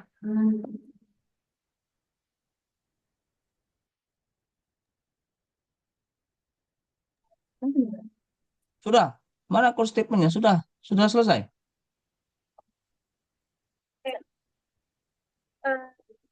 Closing statement dari kami bahwa penalaran induktif dan deduktif itu akan selalu digunakan ya dalam penelitian tesis ataupun jurnal. Dari tadi konsep al-ibrah bi khususis sabab lebih umum yang lafzi itu mempunyai kemiripan dengan pendekatan deduktif, akan tetapi tidak sepenuhnya sama, hanya bisa dianalogikan dengan pola pikir seperti itu. Nah, dan juga cara perumusan masalah dalam suatu karya ilmiah itu bisa penelitian induktif atau deduktif. Itu saja closing statement dari kami. Mohon maaf atas kesalahan dan kekurangan. Assalamualaikum. Oke, terima kasih. Kita jumpa lagi sampai di bulan berapa? Bulan 4 ya. 4 minggu kedua. Jadi silakan selama Ramadan ini dibuatlah proposal mininya ya. Rumusan-rumusannya, trik-triknya sudah saya bagikan ya. Nah, proposal mininya 3 halaman. Jadi nggak ada lagi alasan belum dapat judul, belum dapat masalah ya. Ini sudah ada. Harus nanti presentasi yang kedua itu sudah ada semuanya judul dan masalahnya. Sehingga setelah nanti selesai mata kuliah metode penelitian ini, sudah bisa melanjut untuk menulis ya. Mudah-mudahan nih semester ini sudah selesai bab satunya. Semester depan bab 2, semester depannya lagi bab 3, semester 3, semester depannya lagi bab 4. Semester limanya yang terakhir sudah selesai ya. Kalau mengikuti kiat-kiat seperti ini ya, jangan terlalu sibuk dengan yang lain, fokus dulu karena ini kita kuliah ini supaya cepat selesai. Cuma fokus dulu, korbankan dulu yang hal yang lain, fokus dulu untuk nulis biar cepat selesai. Ya, cepat selesai, jangan sampai 5 tahun, 6 tahun, 7 tahun. Ya. Makanya ini kenapa diadakan tadi supaya cepat selesai. Meskipun pada akhirnya kita nggak tahu juga ya, ada juga yang lama 5 tahun. Ya. Pokoknya sudah saya kasih tahu ya trik-triknya, kiat-kiatnya. Jadi setiap satu semester satu bab, setiap satu semester satu bab. Nah, tinggalkan yang lain dulu untuk pengorbanan sebentar aja, sebentar saja 2 tahun, 2 tahun, 2 tahun setengah ini fokus dulu kuliah nulis ya. Nah, habis itu baru selesaikan pekerjaan yang lain silakan ya. Jangan lama-lama, jangan lama-lama ya. Nah, saya rasa itu ya. Saya Lev. Assalamualaikum warahmatullahi wabarakatuh. Waalaikumsalam warahmatullahi wabarakatuh. Jazakallah.